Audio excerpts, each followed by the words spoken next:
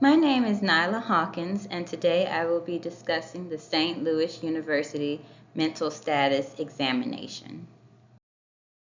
The St. Louis Mental Status Exam, otherwise known as SLUMS, is a tool that occupational therapists use to identify cognitive dysfunction, and they do this by asking a series of questions and a calculator score. It's a 30-point score for perfect responses, and OTs use education to stratify the patient's score.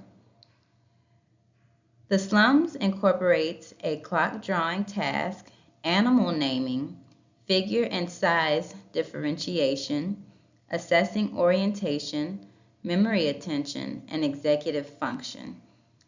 Its purpose is used to detect mild cognitive impairment and dementia.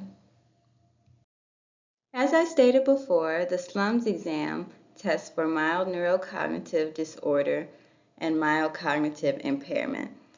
This is a transitional period between normal aging and the diagnosis of probable early dementia. It's also a loss of cognitive function in people over 65 that exceeds an occasional wrong name or a misplaced pair of glasses. And it can also be thought of as a precursor to dementia.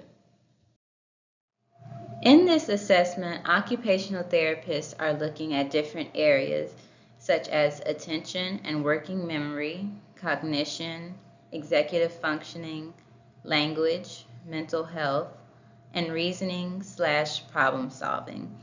The age ranges for this assessment are from 18 years of age to 64 years of age. The type of assessment this is physiological, and the measurement domain is cognition. To continue from the last slide, the SLUMS only has 11 items. It should only take around 4 to 10 minutes to administer to the client, and required training is looking at a training course. The items needed to complete the exam, you will only need a paper copy of the SLUMS and a pen or a pencil and a timer.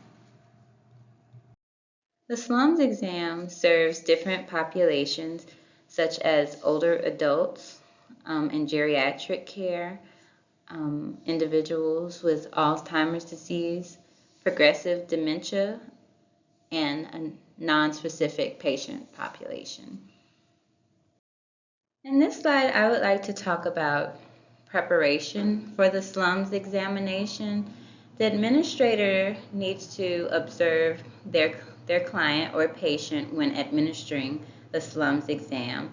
So what I mean by this, the administrator needs to observe the client's level of alertness. Are they drowsy? Do they seem to be confused, distractible, inattentive? Are they able to complete the SLUMS exam? If not, the administrator needs to document those details in their notes, such as the client could be extremely ill, or they're falling asleep, or even being unable to write. So to your left, this is a paper copy of the SLUMS examination that you will need to administer the exam. The factors that go into, or the items that go into this examination is the patient's name, their age, as I stated in the previous slide, is the patient alert, their level of education, and here are all the questions that you would be asking your client. As far as scoring goes, there's two categories. You have clients with high school education, and then you have clients with less than a high school education.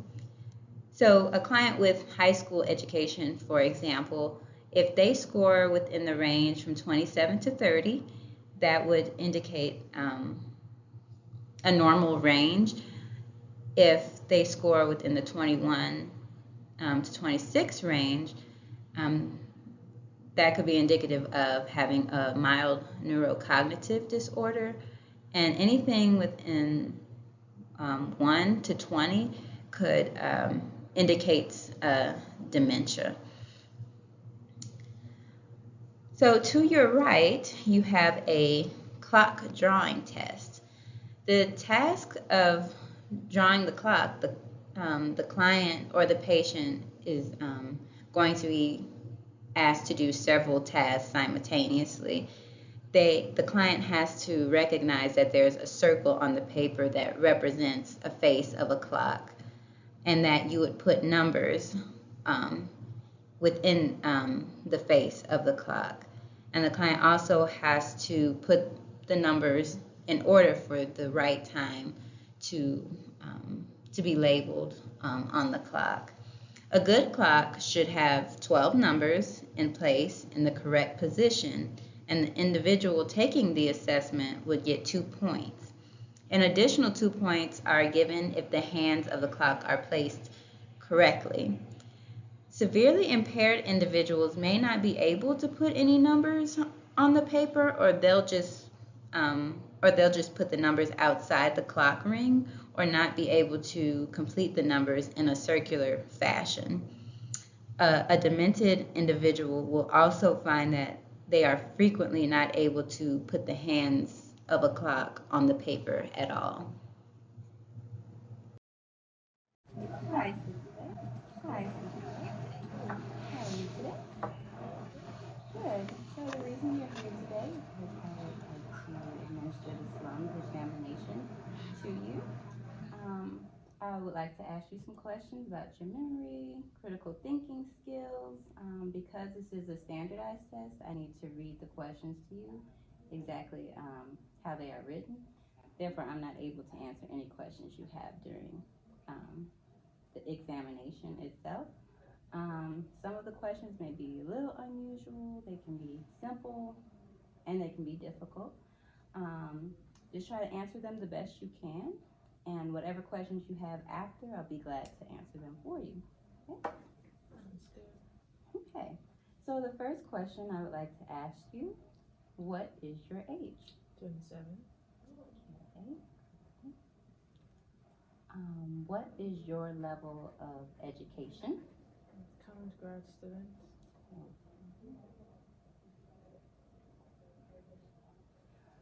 Okay. So my first question to you, what day of the week is it? Monday. What is the year? 2023. Okay. What state are we in? New York State. Please remember these 5 objects.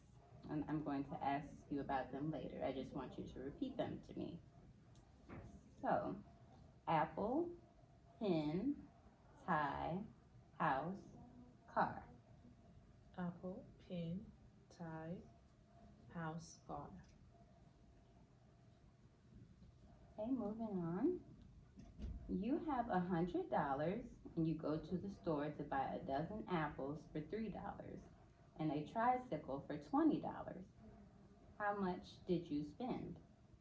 $23. How much do you have left? $77. Okay. Okay. Well, I'm going to get my timer out here. And I want you to name as many animals as you can in 1 minute. Okay? So, ready? And go. Dog, cat, mouse, ferret, horse, cows, chicken, turkeys, snakes, pigs, birds,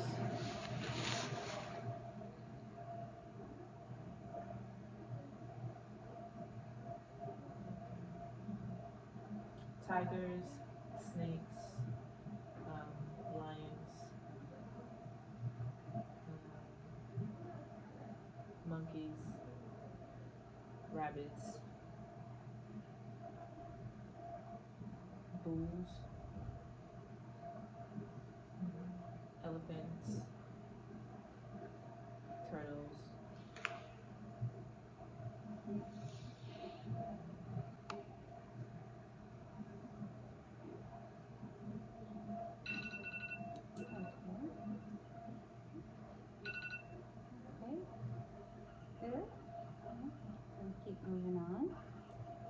are the 5 objects I asked you to remember? Apple, pen, tie, house, car.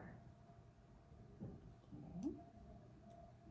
I'm going to give you a series of numbers, and I would like you to give them to me backwards. So for example, if I say 42, you say 24. So 87, 78, 649, 946,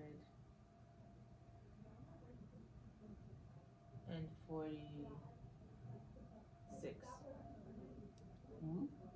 8,537,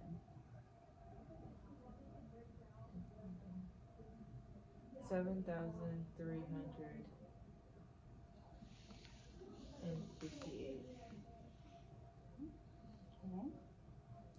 So here, I'm going to give you, this is the face of a clock. So I want you to put the hour markers and the time at 10 minutes to 11 o'clock.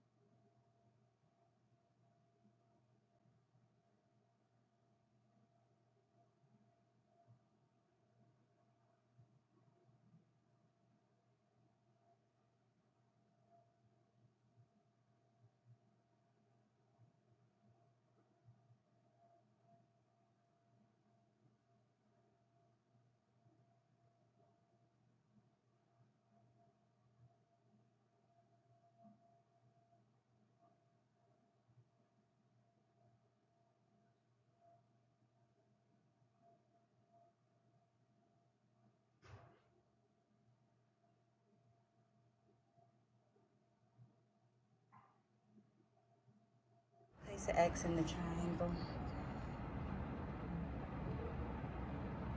Tell me which figure is the largest. Okay. Okay. The last question. I'm going to tell you a story. So listen carefully because afterwards I'm going to ask you some questions about it, okay? Jill was a very successful stockbroker. She made a lot of money on the stock market. She then met Jack, a devastatingly handsome man. She married him and had 3 children. They lived in Chicago. She then stopped work and stayed home to bring up her children. When they were teenagers, she went back to work. She and Jack lived happily ever after. What was the female's name? Jill, What work did she do? stockbroker. When did she go back to work? After she finished raising her 3 kids. What state did she live in? Georgia. That is the end. Now I will discuss the psychometrics of the SLUMS exam. In this slide, I would like to discuss individuals with Alzheimer's disease and progressive dementia. As I stated before in the other slide, when discussing the scoring, the normative data for this group, for those with high school education, those in the 27 to 30 range is considered normal. Individuals within the 21 to 26 range indicates a mild neurocognitive impairment, and 1 through 20 indicates an individual has dementia. Those within this group that have less than a high school education, 25 to 30 is considered this group's normal. 20 to 24 indicates mild neurocognitive impairment, and those within the 1 through 19 range indicates dementia. So in this slide, I'm discussing the nonspecific patient population. So to your right, I have the pre-surgical sample for the SLUMS, and to your left, I have the referred social services and disability adjudication and the mean scores for the SLUMS in below high school education, equal to high school education, which would be a GED, and beyond high school education, which is bachelor's, master's, or a doctorate degree. When compared to other exams, the SLUM exam has been more reliable to detect dementia. It's sensitive to different disorders, and there is no minimum education level required.